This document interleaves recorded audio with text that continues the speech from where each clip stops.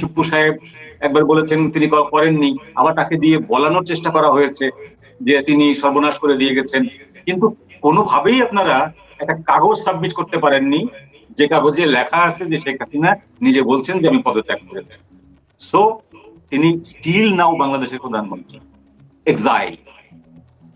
আমি যদি bracket exile শব্দটা বসাই, তাহলে তিনি স্টিল নাও প্রধানমন্ত্রী। আপনি কেন তাকে পলাতক বলবেন?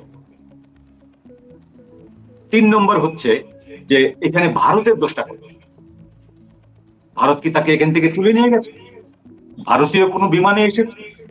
ভারতীয় কোনো কর্তৃপক্ষ কি সেই সময়কার যারা এই যে ছিলেন তাদেরকে বলেছেন যে আমরা ওনাকে নিতে আসছি, ওনাকে সেফ রাখুন? না, ভারত তাকে আশ্রয় দিয়েছে বন্ধুপ্রতিম দেশের প্রধানমন্ত্রী হিসাবে। দীর্ঘদিনের তাদের সাথে সম্পর্ক, এবং সরকারে যারা আছেন তাদের সাথে সম্পর্ক যদি 14-15 বছরের হয়, যারা বিরোধী দলে আছেন ভারতে তাদের সাথে সম্পর্ক ওনার 70 বছরের, অর্থাৎ পুরো জীবনটা। যখন থেকে শেখ হাসিনা রাজনীতিতে হাতে খড়ি বা রাজনীতি বুঝতে শুরু করেছেন, তখন থেকেই কংগ্রেসের সাথে বাংলাদেশ আওয়ামী লীগের একটা গভীর সম্পর্ক ছিল।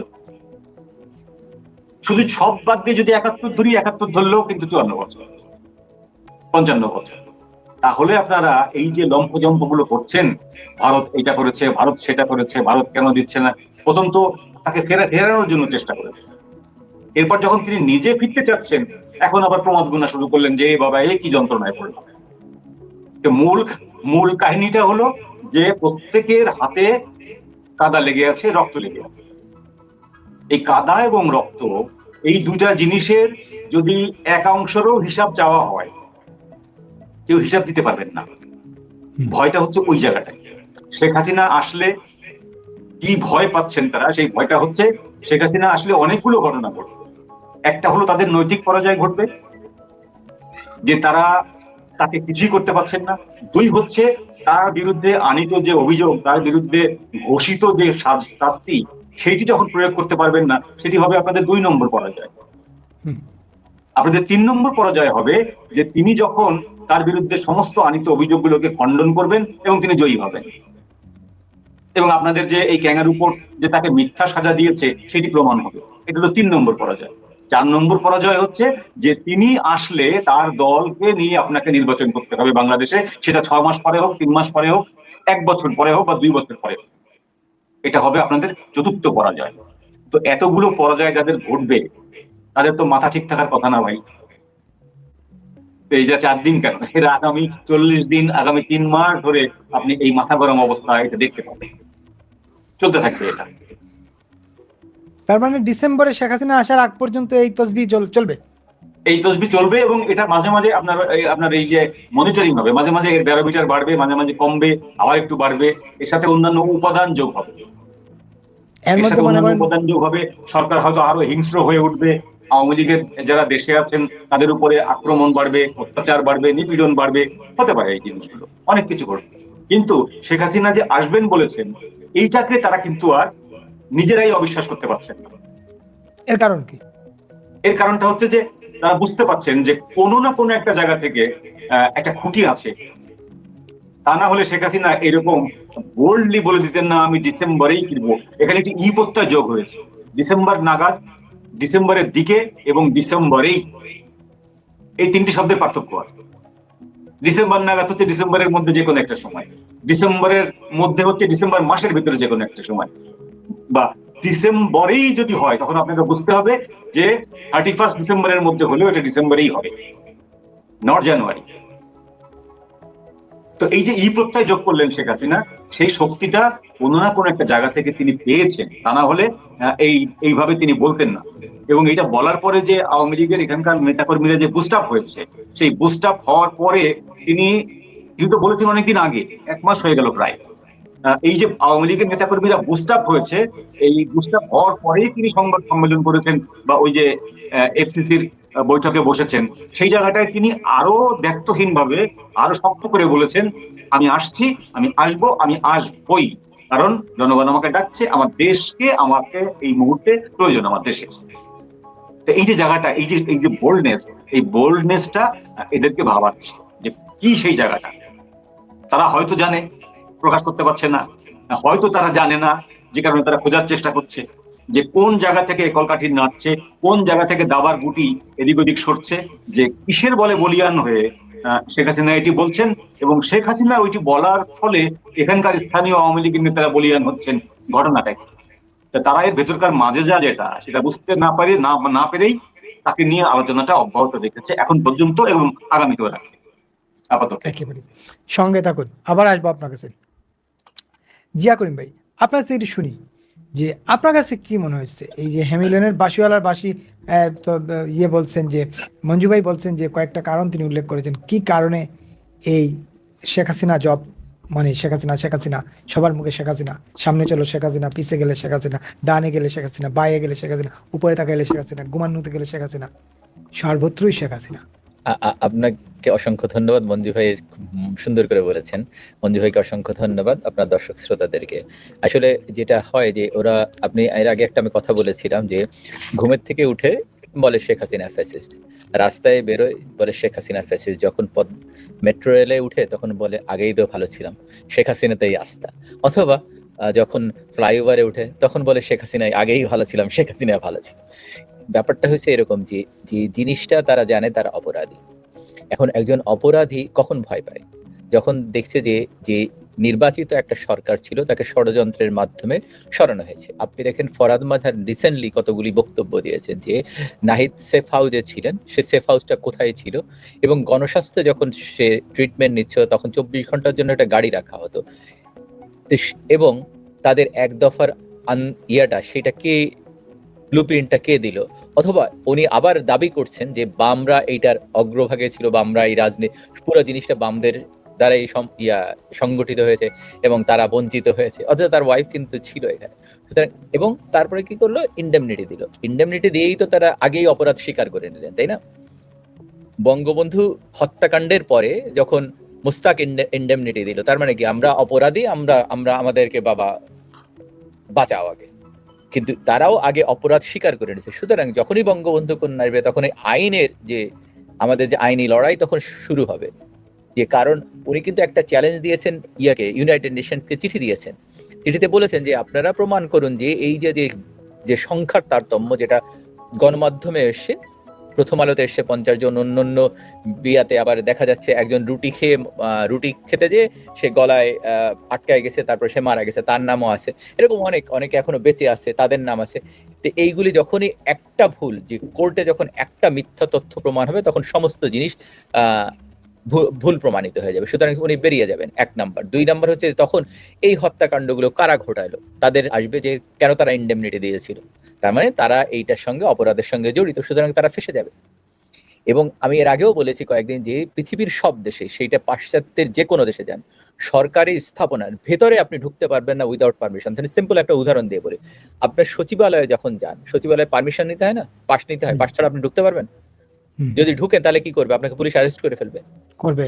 আচ্ছা, পৃথিবীর সব দেশে আপনার মনে থাকার কথা, ট্রাম্প যখন ফার্স্ট টার্মে ইলেকশনে হেরে গেলেন, তারপরে ওনার লোকজন যখন এই যে আপনার কংগ্রেস বিল্ডিং এ অ্যাটাক করলো, তখন তাদেরকে বিচারের আওতায় আনা হয়েছে না, তাদেরকে বিভিন্ন মেয়াদে জেল দেওয়া হয়েছে। ট্রাম্প পরে এসে তাদেরকে বাঁচিয়েছে। কিন্তু নর্মালি যেটা হয় যে আপনি ব্রিটিশ পার্লামেন্টে বা যেখানে হোক, আপনার যদি যেতে হয় বা কোনো ইভেন একটা ইট মারেন বা ওইখানে যদি ভাঙেন, এটা দণ্ডনীয় অপরাধ, এবং এইটার সাজা কোনো ক্ষেত্রে মৃত্যুদণ্ড আছে। আপনার মনে থাকার কথা যে ক্লিন্টন যখন প্রেসিডেন্ট, তখন টিমোথি মেকবে নামে একজন হোয়াইট আমেরিকান, সে ওকলাহোমাতে একটা ফেডারেল বিল্ডিং এর বোম করে উড়াই দিচ্ছিল এক কর্নারে, তার ফাঁসির আদেশ হয়েছিল।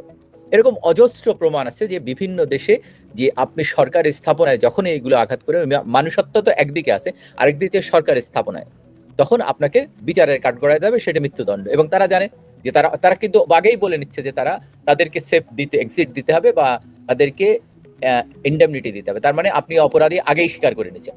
আপনি যদি ইন্ডেমনিটি না দিতেন তাহলে বুঝতাম যে ঠিক আছে আমরা অপরাধ করি, তৃতীয় পক্ষ বা অন্য কেউ করেছে, কিন্তু সেটা কিন্তু তার করেনি, সেটা তারা আগেই অপরাধ স্বীকার করে নিচ্ছে। সুতরাং সেইটা তাদের একটা ভয় যে আইনি প্রক্রিয়া যখনই যাবে তখনই তারা ফেসে যাবে, কারণ তারা ওপেনলি, তারা দাপটের সঙ্গে এসে মিডিয়ার সামনে এসে বলছে তারা স্নাইপার অ্যাটাক করেছে, তারা বিভিন্ন ভবনে আগুন দিয়েছে, তারা সরকারি স্থাপনা গুড়িয়ে দিয়েছে।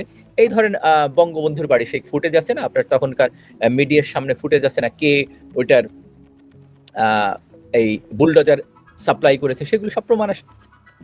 এখন এই প্রমাণ যখন আছে তখন আদালত তো প্রমাণ সাপেক্ষে চলবে। হি সেড শি সেড, আদালতে এটা যাবে না যে আমি আপনার সঙ্গে আমার কোনো বিবাদ হলো, আমি বললাম আপনি এটা বলছেন, আপনি বললেন আমি এটা বলছি, সেটা হবে না।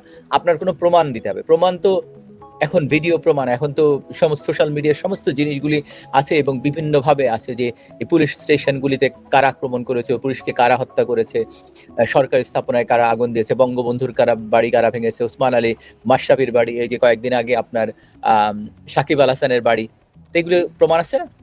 তো এখন তারা তো ভীত সন্ত্রস্ত হবেই। সুতরাং তারা দেখছে যে তারা তো আগে মনে করছিল না শেখ হাসিনা আসবে না, বিভিন্নভাবে তারা প্রোপাগান্ডাও ছড়ায় যে না শেখ হাসিনা অসুস্থ, শেখ হাসিনার ক্যান্সার, বিভিন্নভাবে। এটা আমি অনেক দিন থেকে শুনছি। উনি আমেরিকায় এসে ডাক্তার দেখাতেন, আপনার মনে আছে 21শে আগস্টে যে গ্রেনেড হামলা হয়, তারপরে ওনার চোখ কানে একটা আঘাত পায়, যার জন্য উনি কান দেখাতেন।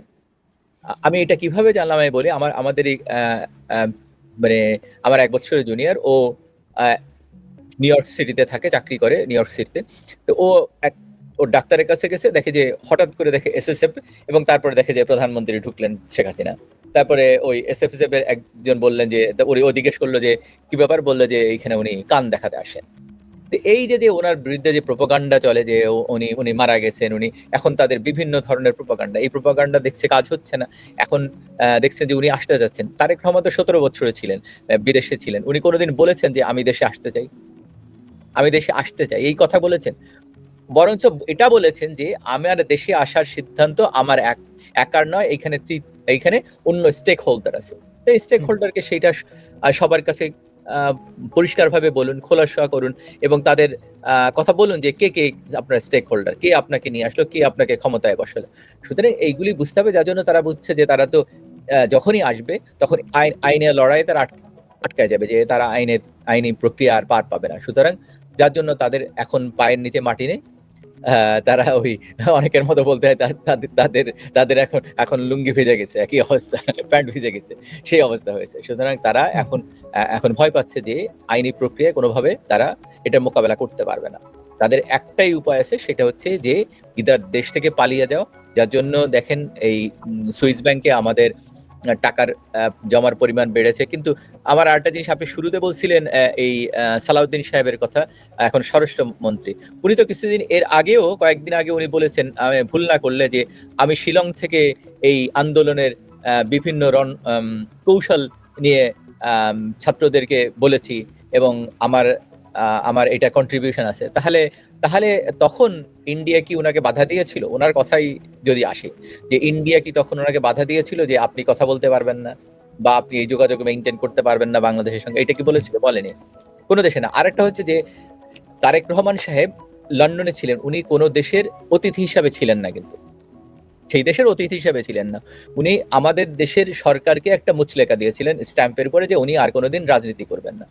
আর শেখ হাসিনাকে মঞ্জু ভাই যেটা বললেন, সরকারি হেলিকপ্টারে করে এবং সরকারি না, সামরিক হেলিকপ্টারে অন্য দেশের আকাশ সীমা লঙ্ঘন করলো, তারপরে দিয়ে আসলেন এবং তারপরে বললেন যে আমরা নিরাপত্তা দিতে পারছি না, আপনারা নিরাপত্তা বিধান করেন। তারপরে ইন্ডিয়া অলওয়েজ তাদের বিরোধী দল সবাইকে নিয়ে বসে, তখন ইন্ডিয়ান সরকারি দল বিরোধী দল একসঙ্গে বসলো, তারপরে তারা সিদ্ধান্ত নিল যে বঙ্গবন্ধু কন্যাকে তারা অতিথি হিসাবে রাখবেন। সুতরাং সেইখানে তো অনেকে আর্গু করতে পারে যে না, শেখ হাসিনা তাহলে কিভাবে চলছেন, কিভাবে, কারণ তিনি তো অতিথি হিসাবে আছেন, এই দায়িত্ব ইন্ডিয়ান সরকারের। সুতরাং দুইটার ভিতরে পার্থক্য আছে। তারেক রহমান তো লন্ডনে রানীর বা লন্ডনের প্রধানমন্ত্রী বা সরকারি দলের অতিথি হিসাবে থাকেননি বা জানো নেই। সুতরাং দুইটার ভিতরে পার্থক্য আছে। এখানে একটা, তাহলে হেলিকপ্টারটা, যে হেলিকপ্টারে গিয়েছিলেন সেই হেলিকপ্টারটা পাঠায় দেন, বা কে এই যোগাযোগগুলো মেইনটেইন করেছিল, যে শেখ হাসিনা যে এই আমাদের হেলিকপ্টার, আমাদের সামরিক হেলিকপ্টার ইন্ডিয়ার আকাশসীমা লঙ্ঘন করবে, তখন এই যে যোগাযোগটা কে করেছিল, কি কথা হয়েছিল, আমরা সেটা জানতে চাই, সেটা জনগণের কাছে প্রকাশ করুন। বা মঞ্জু ভাই যেটা বলছিলেন, উনি যে তখন ওয়াকারুজ্জামান বলেছিলেন, অথবা প্রেসিডেন্টও বলেছিলেন বোধহয়, যে উনি পদত্যাগ করেছেন, সেই পদত্যাগ পত্রটা পেশ করুন। সেটা তো এখন পর্যন্ত বানাতে পারেননি, সেটা দেখাতেও পারেননি। এখনো উনি নির্বাচিত প্রধানমন্ত্রী, যদি সংবিধান মানতে হয়, কারণ এই সংবিধান অনুযায়ী ইলেকশন হয়েছে, এই সংবিধানের পরে ভিত্তি করে যে তারেক রহমান শপথ নিয়েছে বা সংসদ সদস্যরা শপথ নিয়েছে, সুতরাং সেই সংবিধানকে যদি মানেন তাহলে এখনো বঙ্গবন্ধু কন্যা বাংলাদেশের প্রধানমন্ত্রী, সেটা আপনাকে মানতে হবে। সুতরাং সব মিলিয়ে তারা এখন ভয় পাচ্ছে যে যদি প্রধানমন্ত্রী বঙ্গবন্ধু কন্যা এসে যান, তারা আইনি প্রক্রিয়ায় মাধ্যমে পরাজয় বরণ করবে এবং তাদের ফাঁসি হয়ে যেতে পারে, এটা অবধারিত, এবং তারা জানে তাদের ফাঁসি হবে। পরিষ্কার। ধন্যবাদ। মঞ্জু ভাই, এই যে মনে করেন আপনার এই বলছিলেন, গতকালকে আমরা আলাপ করেছিলাম, এর আগে আরো 2-3 বার আমাদের প্ল্যাটফর্মে আলোচনা হয়েছে।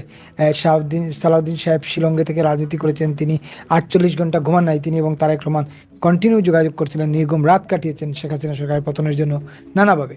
তো এই যে একটা পরিস্থিতি, আমি করলে জায়েজ আর আপনি করলে না জায়েজ, এই শেখ হাসিনা ভারতে বসে বক্তব্য, এটা না জায়েজ, আর এটার জন্য দুদেশের সম্পর্ক নষ্ট হয়ে যাবে, এটার জন্য এই হবে সেই হবে।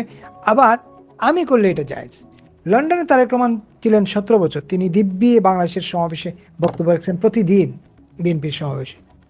তিনি তো দণ্ডপ্রাপ্ত আসামিও ছিলেন। এবং আমরা এটাকে যখন বাংলায় বলি তখন বলি হচ্ছে আত্মপ্রবঞ্চনা বা স্ববিরোধিতা। স্ববিরোধিতা এটাকে ইংরেজিতে বলি আমরা হিপোক্রেসি। হিপোক্রেসিটা বাংলায় বেশি চলে, এই ইংরেজি শব্দ হলেও ওটা বাংলায় বেশি চলে। হিপোক্রেট বলি আমরা, যে একটা হিপোক্রেসি। আরবিতে এটাকেই বলে মুনাফিক। আরবিতে মুনাফিক। এখন জামাতে ইসলাম বরাবরই কিন্তু এই শব্দটা খুব বেশি বলে, মুনাফিক। এবার আপনি দেখেন, আপনি যে কথাগুলো বললেন সেটা আমি পরে আসছি। আমি প্রথমে আসি যে ইসলামে মূর্তি হারাম, সেটা আপনি ভাস্কর্য আকারে করেন আর যেভাবেই করেন, অর্থাৎ যে জিনিসটাতে আপনি, মূল কথা হলো যে জিনিসটাতে আপনি প্রাণ দিতে পারেন না, সেটাই হারাম ইসলামে। তাহলে বঙ্গবন্ধুর মূর্তি হারাম, মুক্তিযোদ্ধাদের মূর্তি হারাম, বীর প্রতীকদের মূর্তি হারাম। সেই মূর্তি হারাম বলে মুখে ফেনা তুলে ফেলা জামাতে ইসলামী, মুখে ফেনা তুলে ফেলা হেফাজতে ইসলামী, তারা যখন এখন সরকারে আছে, এখন যে ওই যে রিক্সাওয়ালা কি জানি নাম স্যালুট দিছিল, তারও মূর্তি আছে, এই যে জেনজিদের মূর্তিও আছে, এই যে সমন্বয়কদের মূর্তিও আছে। এই সমন্বয়করা রিক্সায় করে লাশ নিয়ে যাচ্ছে, সেই লাশের ছবি, রিক্সার ছবি, সব কিছু মূর্তি আছে। এখন মূর্তিটা আরাম হয়ে গেল। কোন হাদিস বলে? তারা কি দয়া করে আমাদেরকে একটু জানাবেন যে কোন হাদিসের কোন অ্যামেন্ডমেন্ট বলে এই মূর্তিগুলো এখন জায়েজ হয়ে গেল? এবং সেই মূর্তি উদ্বোধন করলেন তারেক রহমান সাহেব প্রধানমন্ত্রী হিসাবে এবং মোহাম্মদ ইউনূস প্রাক্তন ইন্টারিম গভর্নমেন্ট প্রধান হিসাবে। এই যে আপনারা প্রতীকী কবর করলেন, এটা ইসলামী শিরক, সরাসরি শিরক। আপনি কারো প্রতীকী কবর আপনি এটা করতে পারেন না। আপনি কবরে, যেহেতু আপনি কবরে আপনার কবর বাধাই করারও কোনো নিয়ম নেই, কবরে আপনি সিমেন্ট দিয়ে বাধাই করে এটাকে সংরক্ষণ করতে পারবেন না, ইসলামে নাই। আপনি শুধু বাধাই করেননি, আপনি শত শত মাটি উঁচু করে আপনি প্রতীকী কবর বানিয়েছেন, জুলাই যোদ্ধাদের প্রতীকী কবর বানিয়েছেন। সেই সময় আপনার কোনো কোরআন হাদিসের অবমাননা হয়নি, সেই সময় কোনো বক্তব্য ঘটেনি। এইটাকে বলে হচ্ছে হিপোক্রেসি বা মুনাফিক। এই মুনাফিকি এরা করলে এটা মুনাফিকি না, জায়েজ। এটা অন্য কেউ করলে আবার মুনাফিকি, অন্য কেউ করলে তখন না জায়েজ। তো সেই জন্য উনি শিলং সাহেব ওখানে বসে, উনি যে সেখানে অ্যাজাইলাম নিয়েছিলেন, পরিষ্কার ভাবে ভারতীয় সরকারের কাছে তিনি আশ্রয় লাভ করেছিলেন, এবং 9 বছর, 2 দিন না। এই যে আশ্রিত থেকে তিনি যদি ওখান থেকে আন্দোলনকে মনিটরিং করেন, সেইটি হচ্ছে ভারতীয় আইনে যদি কোনো অসুবিধা নাও হয়, বাংলাদেশের আইনে পাপ, তাদের ভাষা অনুযায়ী। যদি শেখ হাসিনা যেহেতু করছেন, সেহেতু সেই পাপটি কিন্তু শেখ হাসিনার আগে সালাউদ্দিন সাহেব করেছেন, সেই পাপটি সালাউদ্দিন সাহেবেরও আগে আমাদের প্রধানমন্ত্রী করেছেন লন্ডনে বসে। তো আমরা জানি পৃথিবীর ইতিহাসে বহু দেশ আছে যাদের নেতারা এক্সাইল হয়ে অন্য দেশে থাকেন। আমরা সবচেয়ে বড় উদাহরণটা দেখতে পারি খোমেনির, আয়াতুল্লাহ খোমেনি। আয়াতুল্লাহ খোমেনি দেশ থেকে নির্বাসিত হয়ে ফ্রান্সে বসবাস করেছেন। ফ্রান্স একটা খ্রিস্টান কান্ট্রি, ফ্রান্স কোনো মুসলিম কান্ট্রি না। ফ্রান্স একটা সেকুলার এবং একটা ক্রিশ্চিয়ানিটির কান্ট্রি। সেই জায়গাতে থাকতে তার সমস্যা হয় নাই। সেই জায়গাতে থেকে তিনি আন্দোলন পরিচালনা করে বিজয়ী হয়ে দেশে ফিরেছেন। দেশে ফিরে সকল খ্রিস্টান, তারপরে অন্যান্য কমিউনিস্ট যারা বা প্রগতিশীল, তাদের সবাইকে হত্যা করেছে। এই যে মুনাফিকিটা খোমেনি সাহেব করলেন, এই যে হিপোক্রেসিটা হকমেনি সাহেব করলেন, এরকম আরো ঘটনা আছে। ভারতে যেমন 54 বছর ধরে বসে আছেন দালাই লামা, কিন্তু দালাই লামা দুর্ভাগ্য যে তিনি তিব্বতকে মুক্ত করতে পারেননি এখানে বসে ষড়যন্ত্র করে, বা এখানে বসে তিনি রাজনৈতিক কোন চাল চেলে বা কর্মসূচি দিয়ে তিনি তিব্বতকে মুক্ত করতে পারেননি, যে কারণে তাকে কেউ কিন্তু মুনাফেক বলছে না, বা তার বক্তব্য এখানে দেওয়া ঠিক না। চীন প্রথম প্রথম বলতো, এখন আর বলে না, কারণ তিনি বয়োবৃদ্ধ মানুষ, যে কোনো সময় মারা যাবেন। তিনি তো তিব্বত দখল করতে যাচ্ছেন না। কিন্তু শেখ হাসিনার ব্যাপারে ভয়টা হচ্ছে যে শেখ হাসিনা তো দেশে ফিরতে চাচ্ছে। শেখ হাসিনা দেশে ফেরা মানে দেশ দখল হয়ে যাওয়া। শেখ হাসিনা দেশে ফেরা মানে হচ্ছে আওয়ামী লীগের উপরে বা এই যে বিরোধীদের উপরে গত 2 বছর ধরে চলা যে স্টিম রোলার, তার প্রত্যেকটির হিসাব দেওয়া। এই যে 2 বছরে যত মানুষের মৃত্যু হয়েছে, 2 বছরে যত মানুষকে বিনা বিচারে জেলখানায় রাখা হয়েছে, এদের প্রত্যেকের ব্যাপারে জবাবদিহি করতে হবে। এদের প্রত্যেকের ব্যাপারে আপনি শাস্তির ভাগে পড়বেন, শাস্তির দায়ে পড়বেন। সুতরাং ব্যাপারটা তো সহজ না। সেই জন্য তারা এই জায়গাটায় এসে মুনাফিকিটা করছেন, এই জায়গাটায় এসে হিপোক্রেসিটা করছেন। একে আমরা আরো সুন্দর করে বলতে পারি যে এটা আমরা করলে খেলা, কৃষ্ণ করলে লীলা, তাই না? এই একই জিনিস যদি কৃষ্ণ করে আপনার কুরুক্ষেত্রে, তো সেটা লীলা হয়। কিন্তু সেটা যদি আবার এই কর্ণরা করতো, মানে কৌরবরা করতো, তখন এটি পাপ। তো সেই জন্য আমাদের এই কথাগুলো হবে। আমি বললাম যেটা এর আগের স্লটেই যেটা বললাম, যে ডিসেম্বর পর্যন্ত এই এই ধরনের কথা অনেক হবে, অনেক বিষয়গুলো আসবে, এর শাখা হবে, প্রশাখা হবে, অনেক হিউমার ছড়াবে। এবং সবচেয়ে দুঃখজনক যেটা, ভীতিকর যেটা, সেটা হলো যে সাধারণ মানুষ তথা আওয়ামী লীগের কর্মী থেকে শুরু করে অনেক মানুষের উপরে টর্চার নেমে আসবে। তারা শেষ মুহূর্তে নিজেদের অস্তিত্বের রক্ষার প্রয়োজনে শেষ মুহূর্তের জন্য তারা টর্চার করতে পারে, তারা অত্যাচার করতে পারে, তারা নিপীড়ন করতে পারে, জেল, জুলুম, গুম, মব বেড়ে যেতে পারে বেশি। এটি হলো বিপজ্জনক বিষয়, ভাববার বিষয়। কিন্তু তাদের ভাবনা যেটা নিজেদের সেভ করার জন্য, এই ভাবনা থেকে তাদের মুক্তি নাই। শেখ হাসিনা ফিরলে এই যে তাদের যে সমস্যাটা হবে, এই ভাবনা থেকে তাদের মুক্তি নাই।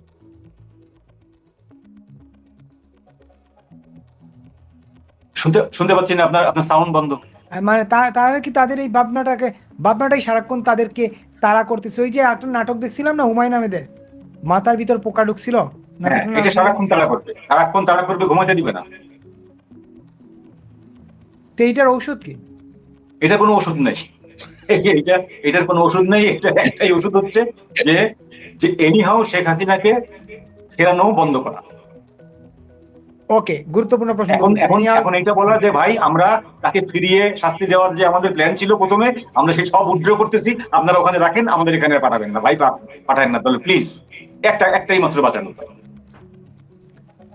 তাইলে কি তারা এই প্ল্যানেই আগাচ্ছে নাকি, যে শেখ হাসিনা যাতে দেশে না আসেন এই জন্য সারাক্ষণ তারা এই তসবিহ জপতেছে? হ্যাঁ, এই যে আপনাকে আমি বললাম যে 10টা পয়েন্টে তারা বলছে না যে এয়ারপোর্টে ফাঁসি দিয়ে দেবে।